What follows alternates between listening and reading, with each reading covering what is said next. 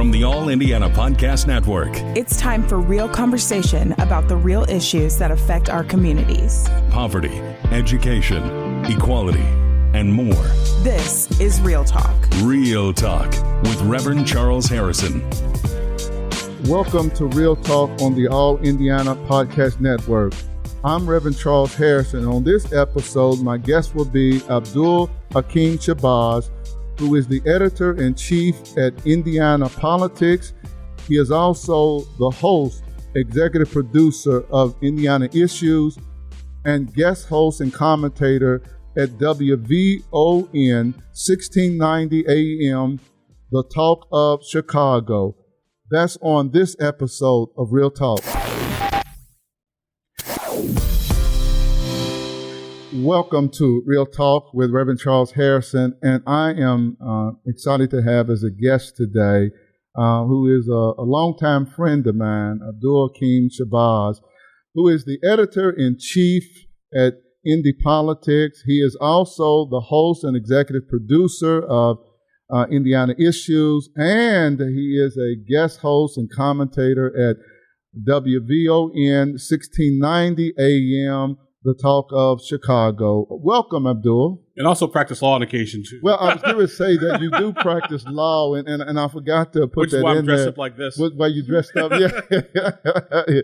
Yes, but there's a lot of things that are going on today in our country, and today I kind of wanted to talk about, certainly about a couple of things. After the shooting in Buffalo at the grocery store, where 10 people were killed, and then just last week, the shooting at the elementary school where 19 children were killed and 2 teachers. This is an issue that is and now we had up another again. one, too, down in Tulsa, Oklahoma. Yeah, well, there was one yesterday. Yes, I forgot all about that. And in many major cities across the country, certainly we're having these mass shootings, not to the degree where 19 people were killed, or 10 people a lot of times, but certainly we have had fatalities with a lot of people injured. So this is a topic that we're trying to deal with on a national level, and certainly the politics get into it as to the solutions of what are we going to do about all these mass shootings that we're having in this country. And the one thing I want to let people know, sort of ahead of time as we start our conversation, is this is not a blue state or a red state issue, because the Buffalo shooting happened in New York, which is a blue state. The shooting in Texas, which is a red state, and Oklahoma are both very red states. So it's not a blue or red state issue. It is a national issue. It's a state issue. It's a local issue. It's not necessarily a political issue. So why has politics become so involved in finding a solution? It would seem like we should be able to find a solution to this issue, but we seem to get nowhere from a national level when it comes to, Congress and on the side of the Senate in coming up with some kind of compromise to address this issue. Well, I think it's a couple of things, my friend. Number one, the fact that we are so politicized these days, and people come from such safe districts that they can afford to maybe take positions that are on the bit of the extreme, knowing there's no consequence. For example, if you're in a very Democrat district, say, hey, it's the guns are the issue. If you're in a Republican, you say, no, it's mental health is the issue. It's not the guns. And so people are so sort of set in their political ways that there's no real swing districts anymore, which would sort of make up for where people would do their compromise. Number two, I do think it's sort of an all of the above. I'm believing in the Second Amendment just like everybody else, but the Second Amendment, just like every other amendment, is not absolute. You don't have the right to own a tank, in your backyard. However, at the same time, though, ignoring the fact that there are mental health issues in this country, and then the trick is, how do we sort of bridge that gap between, some people want is more gun control, some people want less gun control, and sort of caught in the crossfire, so to speak, are all these innocent people who've been sort of caught in the middle of all these mass shootings right now. But what I think, it'll be interesting to see what happens in Washington, D.C., over on the Senate side of things, as Chuck Schumer and his folks and Mitch McConnell and his folks said, hey, sit down and see what you can agree with and see what you can agree on. Let's start there. So I would not be surprised if you see sort of maybe an expanded background and updated background checks on also more funding for school safety and for school security. When it comes to the background checks, and that's interesting, I know the background checks, who would the background checks identify as far as potentially, being a person who should not have a weapon?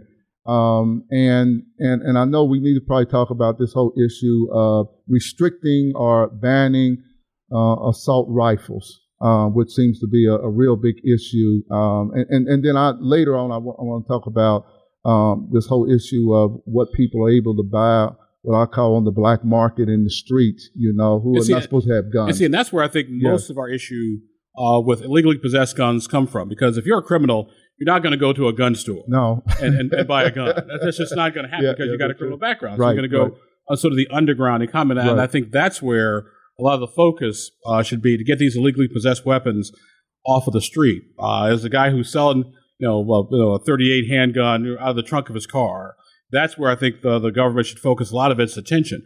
At the same time, though, I do think we should do, mental health ground checks. Mental health ground checks. That's why I'm a big believer in red flag laws. It's not denying you the right to own a gun. It's like, hey, we're going to put you on hold for just a little bit, or we may sort of check and make sure everything is okay and good to go. Now, what some Second Amendment supporters will have an issue with, that is that they will say, well, let's say, I was accused of domestic violence, but I wasn't convicted of domestic violence. Is that going to show up in my background check? Is that going to deny me the right to own a legally possessed weapon? Which I think is a fair question, because if somebody is charged with a crime, there's a difference between, as you know, being charged versus being convicted. Right. Now, I think if a person is charged with a crime, I don't necessarily think they should be denied their rights unless they're convicted. Then that's a whole different ball of wax. So if they are charged with a crime, for instance, accused of domestic violence, would that show up literally as they are trying to purchase another gun? That I am not sure, but I think that's where the expanded background checks come in. Obviously, we have records of people who've been charged, who've been convicted of serious adult felonies. Charged, that's a whole different ball of wax. Well, my question is, when it comes to the whole issue of mental health, how would that show up on any kind of background check when normally that is a private issue between the individual and their counselor or doctor? I think what we're going to have to do is make some exceptions in those privacy laws. Okay. Where basically, if the doctor or certified healthcare professional, after a thorough examination, feels that this individual is a major threat to himself or to other people, then that should go in a sort of a private, database. Only a handful of people can actually look up, and then sort of, once again, there's that red flag warning.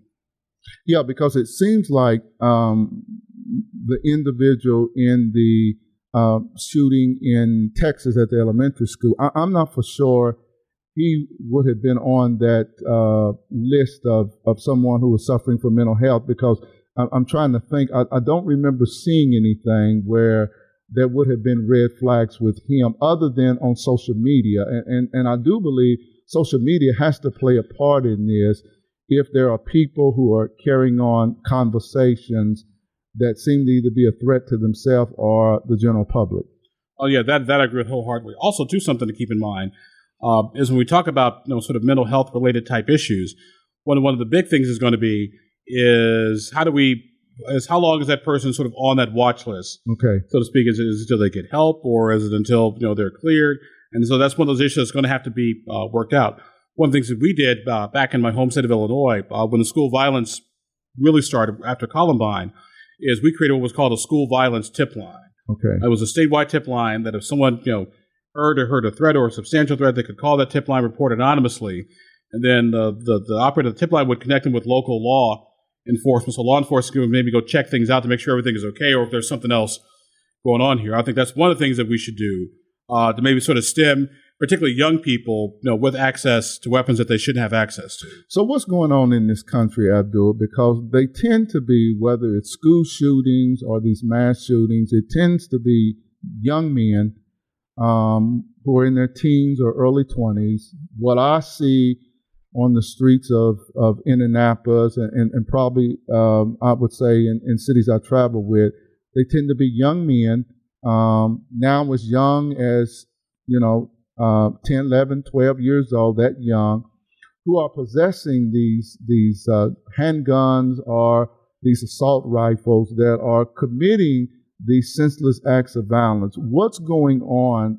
that maybe we need to try to address as a nation that is leading to so much of the violence that we see, whether it's the mass shootings or just day-to-day shootings that we're seeing in cities all across this country? Well, I think part of it is that, be brutally honest here, some people are just bad actors. Okay. Let's just call it what it is. Some people are just bad apples, and we have to take. I'll say there's a difference between people. I've talked about this before. Mm-hmm. People we're mad at versus people we're afraid of. Okay. And the people we're afraid of, those people need to be politely taken away and put behind bars. The people we're mad at, need to figure out, okay, why are we mad at them? What can we do to make their lives, to make us sort of less mad? And I think a lot of it really does come down to the breakdown of the responsible two-parent household. Now, whether it's same sex or different sex, to me, it doesn't matter. You need two parents basically to raise children. Because first of all, if you're a parent, you need a break. Right. So you got a tag team with the other parent. But I do believe at the end of the day that we're seeing what is the end result of the breakdown of a responsible two-parent household. I really do, because in a household, in a two-parent family, that's where you learn conflict resolution. Right. That's where you don't learn to hit people or take things that don't belong to you. It's basically everything I need to know I learned in kindergarten. and so that post, put stuff back, right. where you found it. And that comes from that responsible, once again, two-parent adult household. This is Real Talk with Reverend Charles Harrison, and my guest today is Abdul Hakim Shabazz, who's joining me in this conversation that we're having, which is about the gun violence and what seems to be a surge in gun violence again in this nation, and it's displaying its horrible head.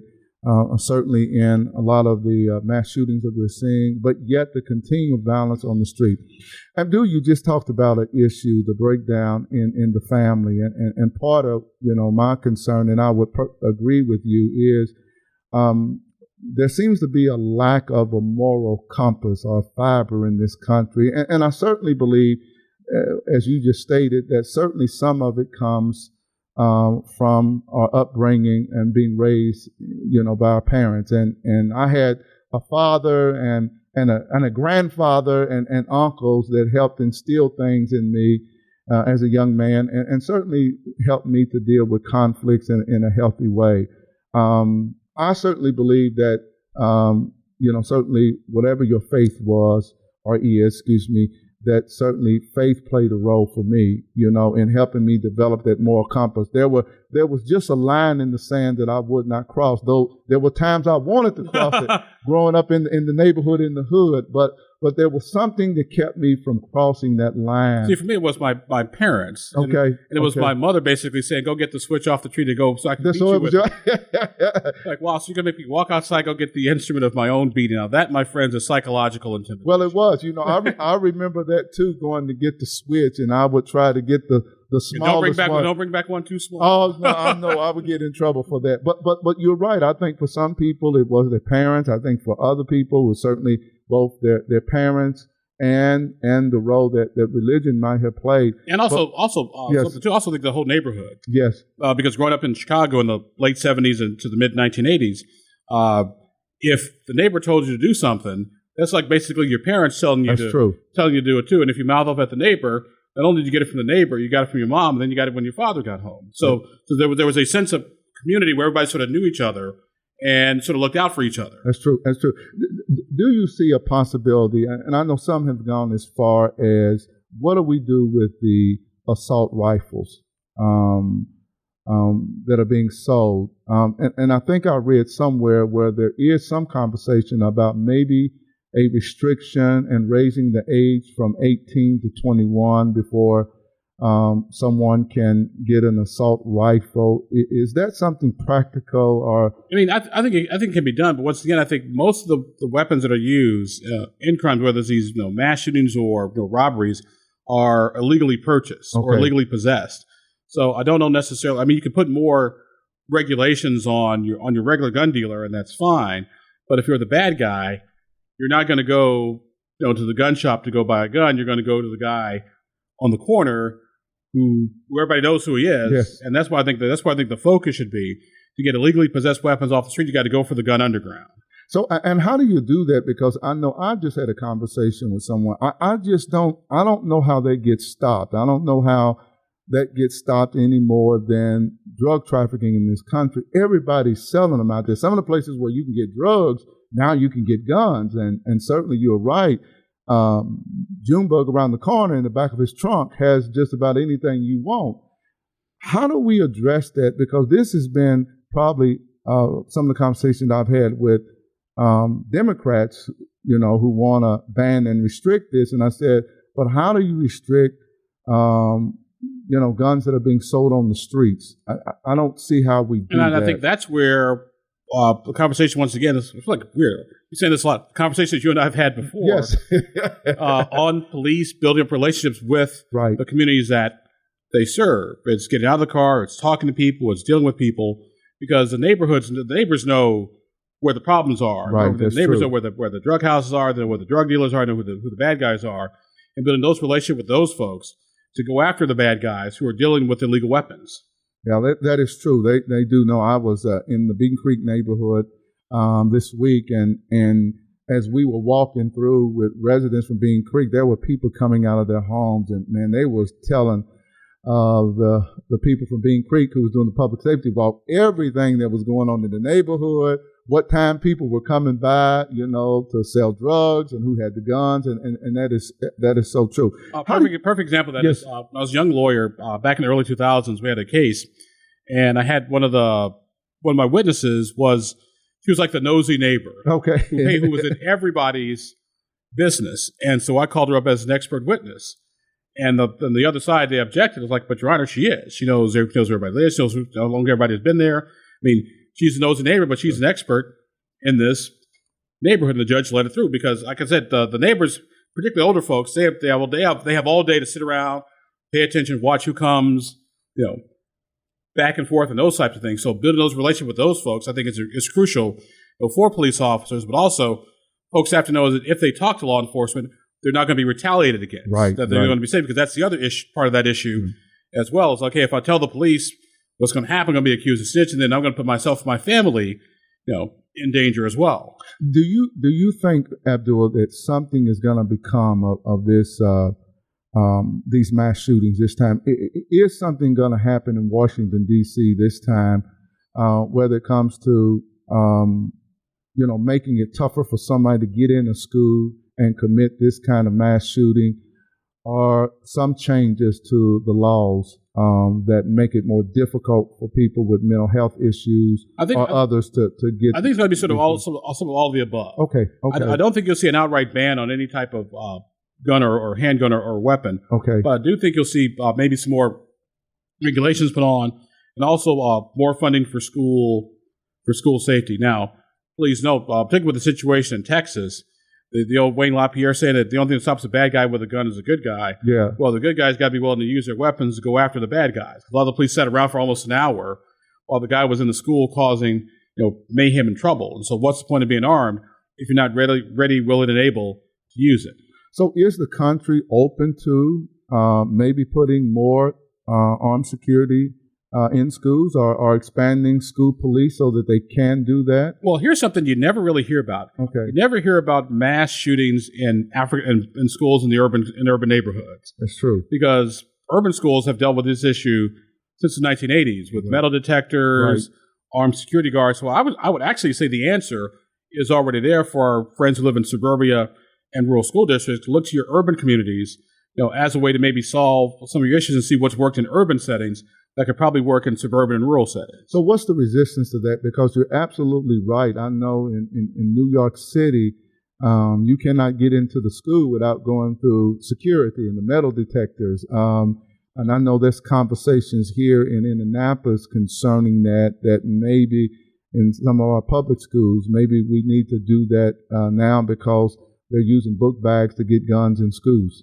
I think part of it is, I won't necessarily say it's racism or prejudice, but it's one of those things that some people say, well, that's not how we do things here. That's not our way of doing things. That may be how they do things in the city, but that's not our way of doing things here. Well, newsflash, times have changed. The problems now come to your neighborhood. That's true, because most of the mass shootings are in those more rural and suburban schools. Yeah, that is true. Let's talk a little bit about the prosecutor's race here in Indianapolis. And Might want to reintroduce me. Yes, excuse me. Yes. Let's talk about that. I'm teaching my good friend how to do. He's teaching me how to do this. So this is Real Talk with Reverend Charles Harrison, and my guest today is Abdul Hakim Shabazz. And as you can see, he does this for a living, and we're in different places. And today we are talking about two subjects. The gun violence that we're seeing in America, particularly the mass shootings, and urban violence. And also the second subject we want to talk about is the prosecutor's race here in Marion County. And Abdul, I was with some Democrats yesterday who felt like that Cindy has a real shot at maybe beating Ryan Mears as the prosecutor. And I was shocked to hear that. What do you think about the prosecutor's race in Marion County this year as we head toward the general election in November?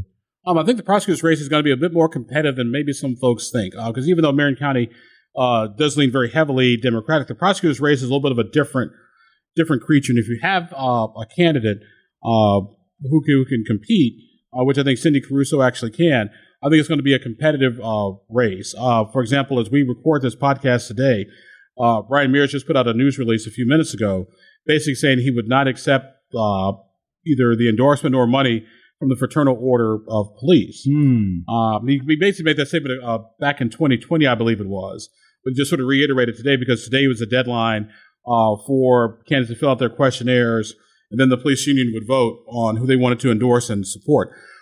So Mears said no. I think Cindy Caruso's more likely got it. Now, there's a question as to whether Mears is going to get the nomination or not. And right. He just said sort of like, hey, let's go ahead and jump the gun and control the narrative.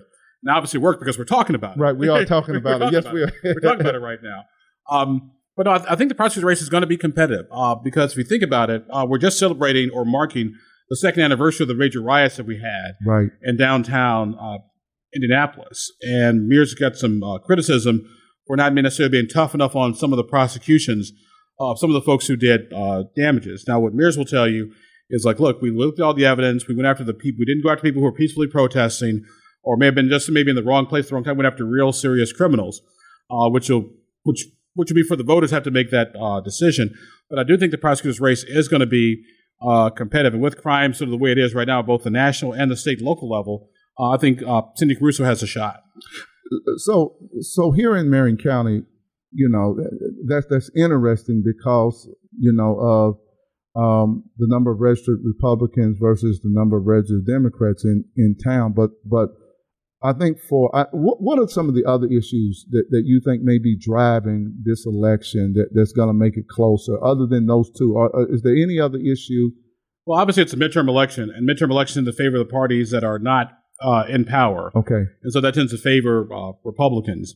Like I said, even though Marion County is very heavily Democratic, like I said, I do think, however, the debates will make a big decision as to who does what when the debate when Cindy and Ryan do their debates a little bit later on this year. Also, in politics, we plan to do some polling after September. Okay. To see what the prosecutor race looks like. Is crime still the big issue, or is it inflation, or what is on the mind of Marion County voters? It is the issue of catch and release with all of the stories, particularly that CBS 4 and Fox 59 are doing about individuals who have been released or sent home on the ankle bracelets, the GPS monitoring system, there have been some high-profile cases. By the way, I don't understand why you give an ankle bracelet to a drug dealer. Well, they are. And make him stay home. People just go to his house and he can. They're still selling drugs, and still in his backyard they are. But that seems to be, and I know the FOP has been on this, but that seems to be an issue too in this election, or what Ryan Mears is being accused of is being soft on crime. Yeah, and in a time where crime is on the rise, at least the perception of crime is on the rise, that doesn't necessarily help.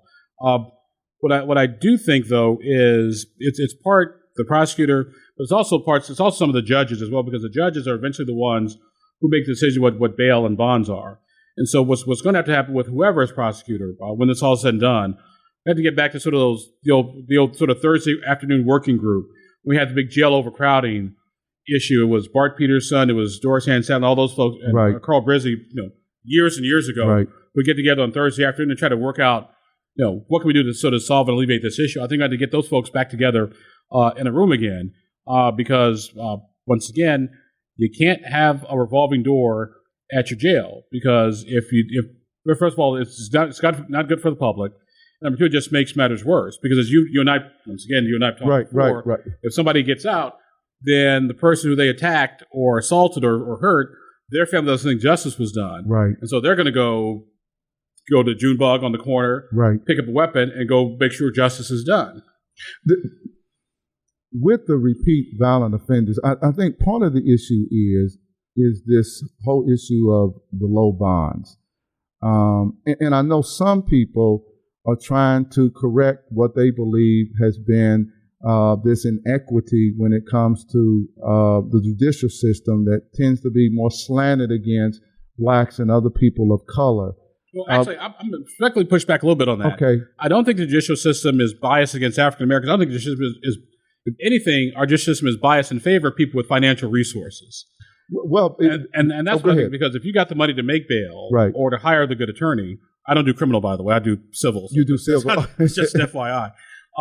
I think you get a better deal because the better deals, for example, a lawyer that you pay a lot of money to, probably knows who the judge is, knows who the prosecutor is, knows who the defense attorneys are, and not saying that you'll get a better deal because of who the lawyer is, but in a way you kind of will because the lawyer is familiar with the criminal justice system, and the criminal justice system is familiar with that attorney, and so that way, Your Honor, yes, Mr. Shabazz, my client, blah blah blah, he's a good guy. Okay, we trust you because I got that good reputation. But if you don't have the financial resources to have that type of attorney represent you, then it's the old joke, we have the best judicial system that money can buy. Well, you seem that today in many major cities, you don't seem to need that anymore because they're just kind of letting people out of jail right now. And I think that's the concern for a lot of people who kind of do the work that I do with 10 Point is that I know that Junebug is the reason we're having a problem in the neighborhood. He just got arrested, and maybe the next day or 2 days later, he's right back out on the streets. Exactly. Once again, that's why I say there's a difference between the people we're mad at versus the people that we're afraid of. Right. And the people that we're afraid of need to be put away. It's because, like I said, some people are just incorrigible and they're not going to change, and they just need to be removed away from polite society. Now, I know a lot of people like to hear that, but it's a fact of life. It's like this whole concept of no bail. I'm like, whoa, wait a second here. And I understand that somebody should not have to spend time behind bars simply because they can't afford bail. Right. I get that. Right. However, some people are just bad actors and need to be put away. So how does that get determined? And I know you talked about the judges. So the prosecutor and the judges. So ultimately, the judges make the determination about bail and whether someone is released or not. Is that how it works? Yeah, and there's a matrix that the judges have to follow. Okay. It's sort of like a 10 by 10. Is this person a repeat offender? Is it first time? What are they accused of? And so it's sort of a matrix that the judges have to follow. And I want to say, in a nutshell, I think Hamilton County and Marion County have the same matrix that they use, but for some strange reason, in Marion counties, the criminals get let go a lot easier and quicker than do up in Hamilton County. This is Real Talk with Reverend Charles Harrison, and today my guest is Abdul Hakim Shabazz, and we're talking about two issues: the issue of the surging gun violence in America, and particularly mass shootings, and people like myself who is concerned about what we see the rise in urban violence, and also the prosecutor's race in Marion County this year that seems like it's going to be a lot more competitive race than what we have seen in the past. Abdul, what do you think Cindy's chances are as far as what can group within the city does she really need to focus on to really be to probably upset Ryan Mears in this race? I think she needs to focus on independent Democrats. Okay. And also sort of do the old ballot approach, which is go and reach out to the African American communities. Because if you don't talk to people, you can't get them to vote for you. Right. And so I think if she does that, because who is more affected by crime than certain segments of the African American community. These people who work hard, try to pay their bills, want their kids to have a good school, want the trash picked up, want the roads fixed. And I think sometimes they're sort of ignored or maybe not taken as seriously as they should be. Here we go. Democrats take advantage of their vote. Republicans ignore them. Right. And so they're just a voting bloc. And so I think if Cindy goes out and talks to those folks, like, hey, here's how crime, impacts you. We're not talking about locking everybody up and throwing away the key. We're talking about a comprehensive approach to crime. But the first thing you got to do is you got to stop the bleeding. What are you hearing in the community? Because I do hear that there's some concern about some of the divisions that occurred in the primary. And certainly there are some Black elected officials that are still not happy. Some are still not happy. Is that an opportunity for conversation? And I know some clergy are not very happy with the Marion County Democratic Party right now. Is that an opening for Cindy? I think it potentially has an opening for Cindy. I think it has more potential for next year. Okay. When we have the local races for mayor and city council, because if these divisions are still here next year, and Joe Hogshead decides to run again, to me it's an open book, an open season. So, what do you think? There's a lot of anger at the mayor, Joe Hogshead. I think there is. I think people are frustrated for a number of different reasons. Even though I like the mayor. Okay. I like the mayor personally. We get along just fine. But I do think Joe's got some healing to do, because you notice in the past month or so, it came out, hey, let's get rid of slating. Yeah, I noticed that. Okay, now you say you want to get rid of slating, even though. Okay, all right. Fine. It's like me buying my wife a diamond race after I just cheated on her. This nice diamond ring. Oh, my girlfriend won too. Yeah.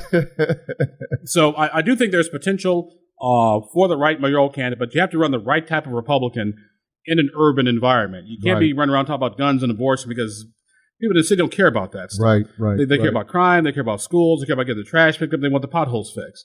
And so that's why I say it's sort of that Ballard model of a mayoral candidate will probably serve Republicans well. Why haven't Republicans used the ballot model recently? They just didn't have the right candidates running because it was successful, and I thought Ballard and his team did an effective job in reaching out to particularly community leaders and clergy that I felt like helped produce. And I will say that Greg Ballard has surrounded himself with the right type of people. Okay. Jim Merritt, who's a good friend of mine, I don't think Jim was surrounded by the right type of folks who could really make inroads in the African American community. He was sort of playing with the same usual suspects. So I think that kind of hurt Jim's chance and a couple other things as well. But I do think, like I said, the right type of Republican can win. First of all, because what everybody wants, people just want hope. Yes. They want to feel better about where they live. Yes. Because everybody loves their home. Whether it's just a 2-bedroom, 1-bathroom shack or palatial mansion, people usually want to like where they live. That's why they kind of chose to live there. And so for me, whoever's mayoral candidate next year really needs to sort of instill. I don't want to say hope and change, but technically it is the hope and change. Hope and change. Sounds familiar. Yeah, and it worked. It worked twice. Yeah. Do Republicans in urban settings need to run more minorities? I would say you should run candidates look like the city, look like the district that you're trying to serve. Okay. For lack of a better term. But that was a very political answer, Abdul. Yes. Because I don't necessarily think just because a person is a minority automatically means you're going to get a certain type of a thought pattern beside them. I'm a bit more conservative than most of my African American friends, but that's just me and my life experiences. Because I'm a firm believer that diversity and skin color only is only face value, diversity of thought and diversity of opinion. And African Americans come in all shapes, all sizes, from light skin to paperback brown to dark as your jacket that you have right there. And we all have different opinions on different things. And so to say that all African Americans are this monolithic type of thinking, it doesn't necessarily work. But what is it? So that's why I try to get what everybody agrees with. We want like good roads, good schools, safe neighborhoods, be able to sit on the front porch, not have to worry about getting shot at. Well, I agree with you there, but I have to ask you this question: what does your future hold? Well, in 2 weeks, my future holds being on a cruise to Alaska. Okay, a cruise to Alaska. So do you have any political aspirations? To be honest with you, yes, I do. Okay. But you have to get my wife on board. You have to get your wife. That's the first person you got to get on board. Is that what the cruise is for? In part. In part. We're getting as far away from Indianapolis as humanly possible without leaving the Northern Hemisphere.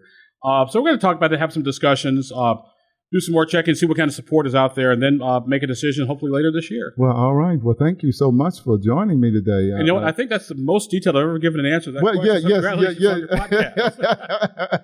Yeah, it is. Well, Abdul, thank you so much for joining me today.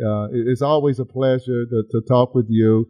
And for those who are listening today, I hope that you will be sure to follow and subscribe to this podcast on the All Indiana Podcast Network. Thank you so much for being a part of this show today. This has been Real Talk with Reverend Harrison, and I try to bring you all of the issues that affect our community here in Indianapolis and across the country. So my prayer is that you have a blessed and a wonderful day. This is Real Talk with Reverend Charles Harrison. Be sure to like and subscribe to this podcast. And be sure to check out other great podcasts on the All Indiana Podcast Network. Online now at allindianapodcast.com.